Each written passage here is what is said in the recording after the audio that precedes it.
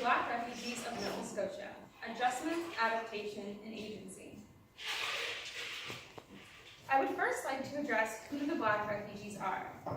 This is a title given to a group of African Americans that escaped from slavery during the War of 1812 by joining the British side of the war, and in some cases becoming part of the British forces. The majority of these runaway slaves would eventually be sent to Nova Scotia to form settlements and would remain there for the rest of their lives. You might be curious as to why I chose this topic for my thesis, especially considering I myself am not of African descent. My motivations are partly rooted in where I'm from. The Musqueam Harbor and surrounding area of the Eastern Shore is where I've spent most of my life. It is a rural area with a small and aging population of predominantly white people.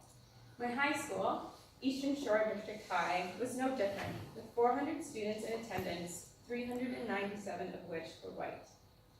We were required to take one Canadian history course, and I chose African Canadian Studies.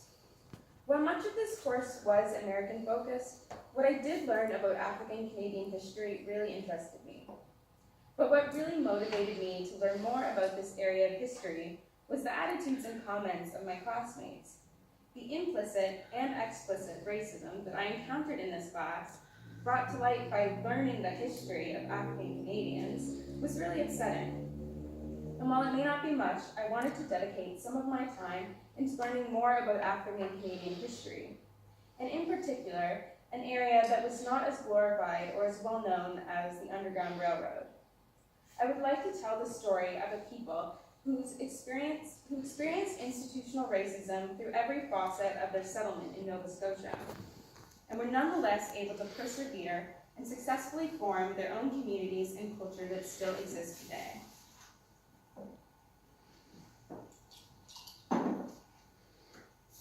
The earliest writings on the Black refugees were highly critical of the group. C.B. Ferguson evaluates the experiences of the group, focusing primarily on the aid and assistance that was given to them. He does not consider the Black refugees to have achieved any significant successes. Robin Winks describes the Black refugees as a disorganized, pathetic, and intimidated body, and relies on Lieutenant Governor Dalhousie's observation that their lives of servitude left them unequipped for freedom and incapable of industry. Later historians such as John Grant and Rachel Pachai are fairer in their accounts of the refugees, acknowledging the challenges the group had to face, particularly how the province prevented their immediate success. In my opinion, the most significant contributions to this area of history come from H.A. Whitfield. Listed are just a few of his publications on the Black refugees. Whitfield sets him apart from other historians because of his holistic approach to the Black refugees' experience. He considers the race relations in Halifax prior to their arrival, the experiences as slaves, and considers the many ways in which the group actively worked towards bettering their lives in Nova Scotia. Unlike the earliest writers who view the Black refugee settlement as a failure, and even later publications that don't necessarily see the Black refugees as being significantly successful, Whitfield highlights many of the ways in which their settlement has had considerable and long-term successes. And I would like to take a moment to acknowledge the Nova Scotia archives. Through their digitization and open public access, I was able to utilize several different primary sources related to the Black refugees in my work.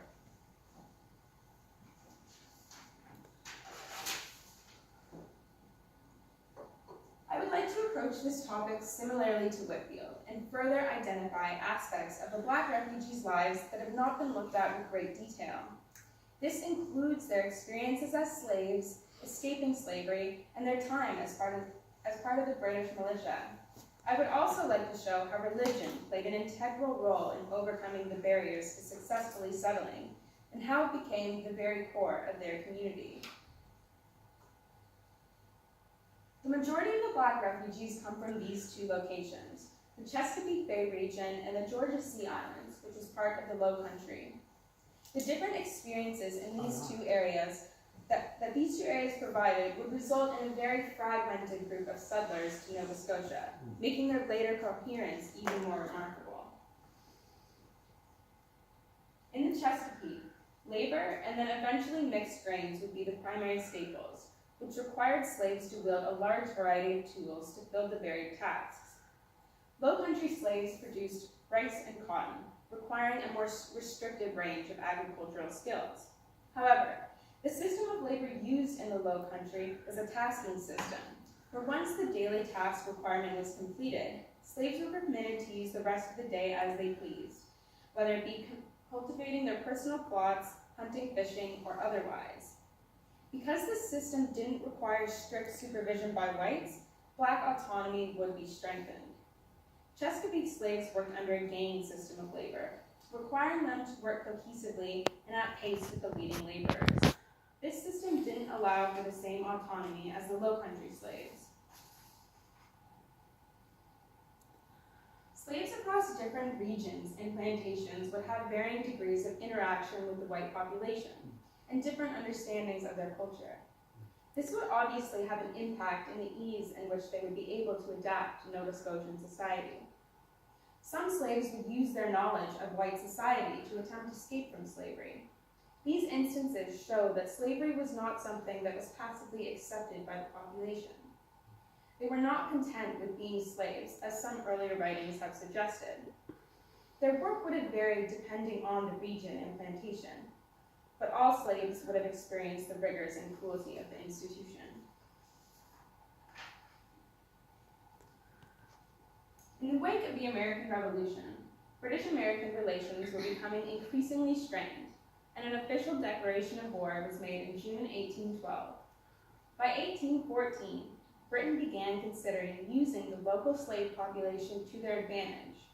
While officers had been instructed not to entice slave uprisings or runaways, many did anyways. The first official overture to the slave population was made on April 2nd, 1814, when Vice Admiral Sir Alexander Cochrane, the commander of the British fleet on the Atlantic coast, issued a proclamation offering emancipation to those able to make it to British ships and military outposts. The proclamation encouraged hundreds of slaves to run away and join the British. The black refugees' time as slaves was not the only experience that preceded their arrival in Nova Scotia. The escape from slavery is what first categorizes these people as the black refugees, and the first event they all would have experienced. Robin Brinks really downplays the significance of the escape from slavery, describing the slaves as seeking refuge behind British lines. Ferguson also asserts that it was not of any great difficulty for the slaves to escape their masters at this time. These historians disregard the fact that many slaves were killed trying to escape their plantations, and others would go on to actively fight for their freedom. In one incident that occurred near Hampton, Virginia, a group of 30 slaves, including women and children, escaped from a plantation using stolen canoes. They did not go unnoticed, and a group of white fishermen opened fire on the group, resulting in some of the group drowning and the rest being recaptured and sent back to town to await punishment. This is just one instance of a slave escape gone wrong. Many runaways would never make it to the British fleets, but nonetheless, hundreds would risk their lives for a chance at freedom. For many slaves, gaining their freedom was not as simple as just escaping their plantations. Cochrane's second-in-command, Admiral Sir George Cockburn, enlisted hundreds of former slaves in a regiment under the command of William Hammond. The regiment was described as conducting itself with the utmost order and displaying extraordinary steadiness during drill. The unit would engage in combat for the first time during a British assault on an American battery in Virginia, helping the British secure their victory. Some of the black soldiers were wounded and even killed in the process, proving once again that freedom was not something easily achieved. On September 3rd, 1814, the Acadian reporter's Ship News announced the arrival of a transport ship to Halifax, carrying a few hundred Negroes, dead and alive. This notice is documenting one of the many groups of black refugees arriving in Nova Scotia. The Lieutenant Governor, John Shearbrook, made no plans to offer assistance to these pioneering refugees. Thus, Their survival through their first year in Nova Scotia was due to their own initiatives. Sherbrooke would eventually offer some assistance to the refugees in dire need, but his limited provisions quickly proved to be inadequate. As the Black refugee problem continued to be dealt with very poorly, Henry Bathurst, the British Secretary of State for War in the Colonies, proposed a solution to Sherbrooke. The refugees should require small plots of land so that they could farm and provide for themselves.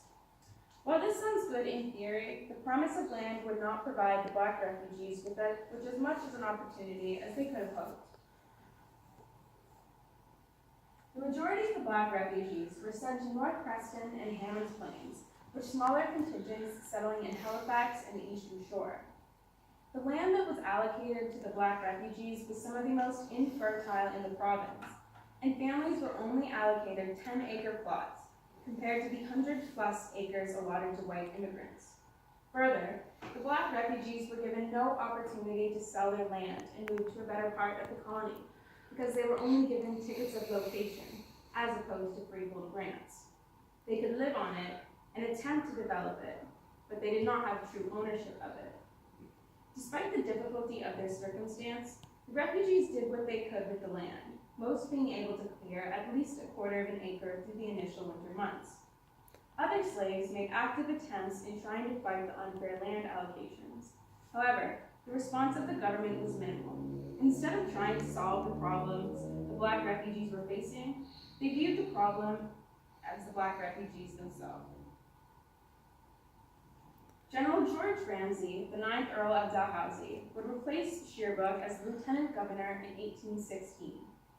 Dalhousie held hugely negative opinions about the refugees and thought they were incapable of adjusting to the rigors of freedom. In one of his most famous quotes referring to the Black refugees, he states, "Slaves by habit and education, no longer working under the dread of the lash, their idea of freedom is idleness, and they are therefore quite incapable of industry." Unsurprisingly, one of his first suggestions as governor was to remove the Black refugees from Nova Scotia. After failing to convince the refugees that they should return to the United States, an attempt was made to send them to Trinidad. Despite the many struggles the refugees were facing in Nova Scotia, very few agreed to relocate. Their refusal to migrate to Trinidad marks one of the most important acts of group identity and self-assertion by the Black refugees. Instead of allowing the government to uproot them once again and ship them off to a British colony, the vast majority of the refugees chose to stay in Nova Scotia, to show both perseverance and determination. The refugees would continue to fight for their survival through trying to develop their plots and occupying abandoned lots for farming. If either proved successful, it provided the opportunity to sell their produce at the Halifax public market, where they would compete with the Indigenous people and in some cases work together on commercial ventures. The selling of goods provided an important source of income for the Black refugees. Women in particular were familiar with selling items at the market of Chesapeake, so this allowed them to employ their knowledge of commerce and sell anything from berries to tool handles. The Black refugees would also find work as wage laborers, where they'd be employed as domestic servants, construction workers, shoemakers, carpenters, or butchers. Some were able to take advantage of their past specializations as slaves and find long-term employment in the urban center. The majority of these wage jobs were limited to the city center, and therefore limited to those who could accumulate enough capital to move from Hammonds Plains or North Preston, which unfortunately for many was still a very difficult thing to accomplish. While survival may still have been a difficult endeavor, the Black refugees still persisted in continuing to develop their own communities. Religion would be the most important factor in the solidification of the Black refugees' communities. Towards the end of the 18th century, much of the Black population of the Chesapeake had converted to Methodism and the Baptist faith. It is unsurprising then that the Black refugees who settled in Nova Scotia would be predominantly of the Baptist faith. Throughout the history of the Black settlement in Nova Scotia, the churches were the providers of the Indigenous leadership in the community. Black leaders and spokesmen were usually the religious leaders, and would subsequently influence work patterns, community decisions, and religious gatherings. Arguably the most important and well-known leader of the Black Baptist churches in Nova Scotia was Richard Preston. Preston arrived in Halifax in 1814 as a former slave and soon joined a church led by a white Baptist minister by the name of John Burton. Burton's church contained the largest African-American membership of any congregation at the time. Preston would become Burton's apprentice and traveled to Britain to study theology as a result of his encouragement.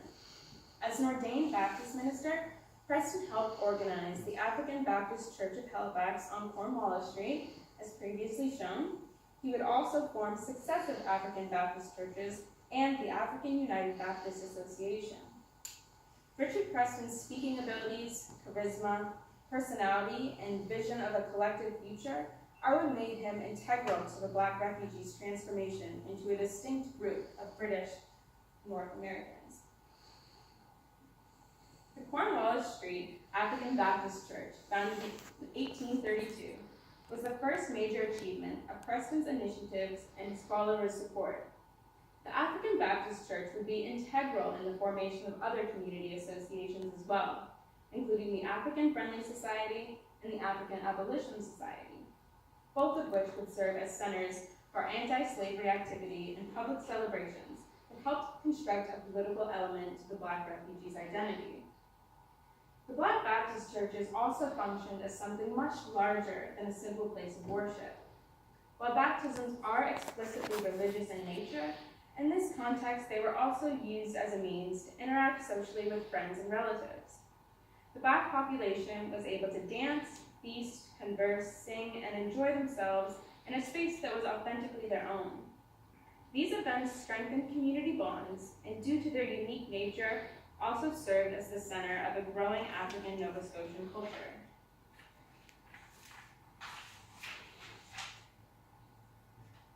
In addition to a growing culture, the population of Black Nova Scotians would grow as well. Moving into the 1840s, there was an increasing interest in politics, which can be partly attributed to the leadership of Joseph Howe of the Liberal Party, who advocated for more of the Black population to become interested in the colonial mainstream.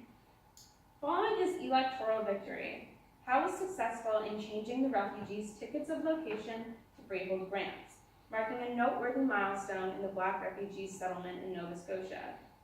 The tickets of location had been a significant factor in what held the Black refugees back from early success.